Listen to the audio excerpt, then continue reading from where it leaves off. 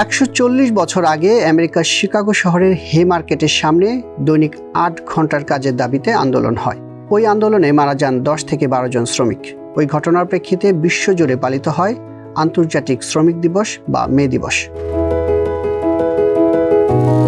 প্রায় 150 বছর আগে যে শ্রমঘণ্টা নিয়ে আন্দোলন করেছিলেন শ্রমিকরা, এত বছর পর বাংলাদেশে সেই পরিস্থিতি কতটা বদলেছে? ওভারটাইম হচ্ছে আমাদের বাধ্যতামূলক নয়, তবে আমরা ইচ্ছা করলে যদি বলি যে বস আমাদের 2 ঘন্টা ওভারটাইম করব, তাহলে আমরা করতে পারি। যে টাকা পাই আমরা এই টাকার মধ্যে আমরা ওভারটাইম লাগেই, কারণ বর্তমান প্রেক্ষাপটে যে গার্মেন্টস শ্রমিকদের একটু মানে এর মধ্যে দেখতে হচ্ছে যে ওই ক্ষেত্রে আমাদের 2 ঘন্টা 1 ঘন্টা ওভারটাইম এটাও বাধ্যতামূলক করাই লাগে, যে আমরা নিজ থেকেই করি যে একটু মানে বাড়তি আয়ের জন্য। শ্রমিকদের এই বক্তব্যই বলছে অফিসের বাধ্যবাধকতা বা বাড়তি আয়ের জন্য হলেও 8 ঘন্টার অধিক কাজ করতে হচ্ছে তাদের। ওভারটাইম হলে এটা বাড়তি ইনকাম আমাদেরই ভালো, এর পরিবারটা আমারই থাকে। ওভারটাইম ছাড়া চলতে কষ্ট হয়, কারণ ওভারটাইম ছাড়া চলাটা মানুষের একটা সঞ্চয় আছে, নিজের ফ্যামিলিতে কিছু যোগান আছে, এটা দেওয়া টাফ হয়ে যায়। চাইলে ওভারটাইম যায় না, কেননা কাজের চাপ থাকে কিংবা সুপারভাইজার লাইনসি তাদেরকে ছুটি চাইলে যদি বলে যে কাজের চাপ আছে এখন ছুটি হবে না, পরে যা কিংবা 2 ঘন্টা পরে যা, এইভাবে এরকম। অনেক শ্রমিক মনে করেন 8 ঘন্টার কাজে যে আয় হয় তা দিয়ে জীবিকা নির্বাহ করা কঠিন। ভোর 7:30টায় গাড়ি শুরু হয় আর রাত 8টায় আর কি টিপ শেষ হয়, আর যাতায়াতে আর কি রাতে 12টা বাজে 1টা বাজে, রাস্তার যানজটের উপর আর কি বিশ্রামের কোনো সুযোগ নাই। এই যে এখন আইছি, এখন চাকা মারাচ্ছি, এই বিশ্রাম কাজ করতেছি, কোনো সুযোগ নাই। ভোর 4টা-5টা থেকে শুরু করলে মনে করেন রাত 9টা বাজে 10টা বাজে, বেতন 500 টাকাই ধরা বেতন। এই বেতন দিয়ে সংসার চলতে অনেক কষ্ট হয় আমাদের। শ্রমিকদের বাইরেও রয়েছে এক শ্রেণীর কর্মজীবী, যাদের অফিসিয়াল কর্মঘণ্টা 8 ঘন্টা হলেও বাস্তবে নির্দিষ্ট কর্মঘণ্টা নেই। মার্কেটিং এর জমে কিন্তু আসলে কোনো নাই, ওভারটাইম বলতে কথা নাই। এটা রিফ্লেকশনটা হয় on basis of sales target. আমার সেলস টার্গেটটা বেশি হলে আমি ইনসেন্টিভ পাই, যেটা আমি সলভেন্ট এই আর কি। ঘুমিয়ে ডিস্টার্ব আসলে কি money is the at of all. Financial সলভেন্টটা সবচেয়ে বড়। আপনার যদি ইনকাম যদি ভালো থাকে, সব দিক দিয়ে কাভার করা যায়, হেলথ, ফুড, সব দিক, শেল্টার, সব দিক থেকে কাভার করা যায়। শ্রম আইনে বলা হয়েছে একজন শ্রমিক দৈনিক 8 ঘন্টার অধিক সময় কাজ করিবেন না বা তাহাকে দিয়ে কাজ করানো যাইবে না। তবে শর্ত থাকে যে ধারা 108-এর বিধান সাপেক্ষে কোনো প্রতিষ্ঠানে উক্তরূপ কোনো শ্রমিক দৈনিক 10 ঘন্টা পর্যন্ত কাজ করিতে পারিবেন।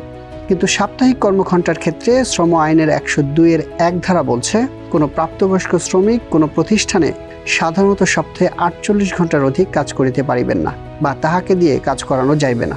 আর 108 ধারা বলছে কোনো প্রাপ্তবয়স্ক শ্রমিক কোনো প্রতিষ্ঠানে সপ্তাহে 48 ঘন্টার অধিক সময়ও কাজ করিতে পারিবেন। তবে শর্ত থাকে যে কোনো সপ্তাহে উক্তরূপ কোনো শ্রমিকের মোট কর্মসময় 60 ঘন্টার অধিক হইবে না এবং কোনো বছরে উহাতা গড়ে প্রতি সপ্তাহে 56 ঘন্টার অধিক হইবে না। আরও শর্ত থাকে যে কোনো সড়ক পরিবহন প্রতিষ্ঠানে চাকরিরত কোনো শ্রমিকের সর্বমোট অতিরিক্ত কর্মঘণ্টা বছরে 150 ঘন্টার অধিক হইবে না। যদিও বিশেষ বিশেষ শিল্পের ক্ষেত্রে সরকার লিখিত আদেশ দ্বারা আরোপিত শর্তে এ ধারার বিধান শিথিল করার সুযোগ রয়েছে। Bangladesh institute of labour studies বিলসের নির্বাহী পরিচালক মনে করেন দেশের শ্রমিকদের বেতন ভাতা এত কম যে 8 ঘন্টা কাজ করে জীবিকা নির্বাহ করা কঠিন। সেই হিসেবে অনেকেই বাধ্য হয়ে ওভারটাইম করে থাকেন। শ্রম আইনটা যেটা 8 ঘন্টা কাজের মানদণ্ড তৈরি করেছে, এটি হচ্ছে প্রাতিষ্ঠানিক সেক্টরের জন্য, যার বাইরে আসছে 85 ভাগের বেশি শ্রমিক। তা তাদের জন্য এই মানদণ্ডটা নেই। তাহলে প্রথমেই 85 ভাগ শ্রমিকের জন্য এই 8 ঘন্টা কাজের মানদণ্ডটা বিদ্যমান নেই। আর যাদের জন্য আছে সেখানেও দেখা যাচ্ছে যে আমরা দেখতে পাই যে সেখানে মোটামুটি সব জায়গায় শ্রমিকরা আপনার অতিরিক্ত কাজ করে, ওভারটাইম করে একটু বেশি মজুরি পাওয়ার জন্য। এমনকি দুর্ভাগ্যবশত অনেক ক্ষেত্রে শ্রমিকরা দাবিই করে যে আমাকে ওভারটাইম দেন, যদি আইনে আছে যে ওভারটাইম আপনার বাধ্যতামূলক হতে পারবে না, এটা সম্মতি নিয়ে নিতে হবে, কিন্তু অনেক জায়গায় শ্রমিকরা কিন্তু চায়। এখন আমাদের মনে রাখতে হবে কেন চায়। প্রথমত তাদের মজুরি এত কম যে তারা এই ওভারটাইম না পেলে তাদের পক্ষে সংসার চালানো সম্ভব না, তাদের জীবন যাপন করা সম্ভব না।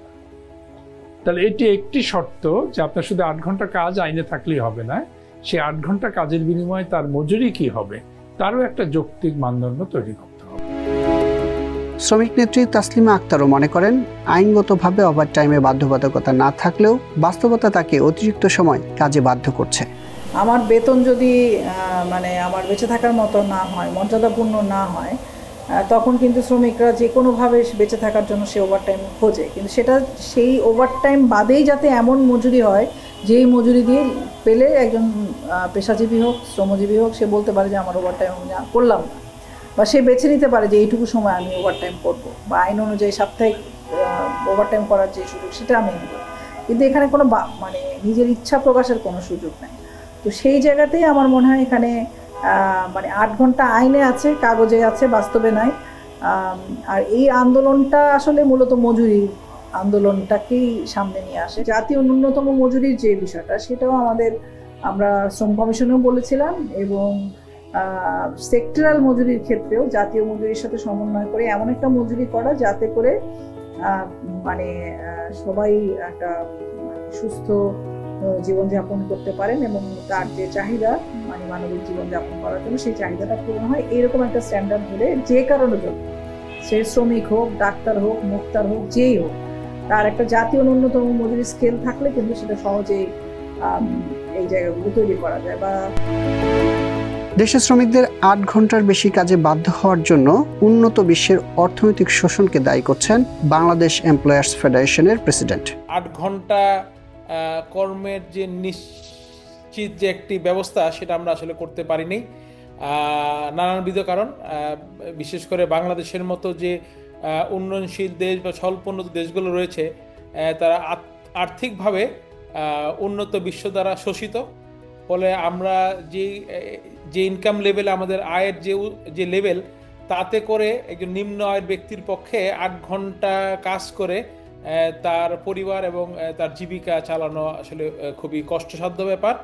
এটি শুধু একটি সেক্টর না, সারা বিশ্বের, তৃতীয় বিশ্বের সকল মানুষেরই একই অবস্থান। ফলে এই জায়গা থেকে যতদিন পর্যন্ত উন্নত বিশ্ব আরও বেশি সহনশীল না হবে, আরও বেশি ইনক্লুসিভ না হবে, ততদিন পর্যন্ত আসলে আমাদের তৃতীয় বিশ্বের যারা নাকি লেস প্রিভিলেজ মানুষ, তাদের এই যে দাবি, এটা তাদের বাস্তবায়ন করা বা যেটা একটা স্বীকৃত পন্থা 8 কর্মঘণ্টা, সেটা থেকে সেটা পাওয়া তাদের জন্য মুশকিল।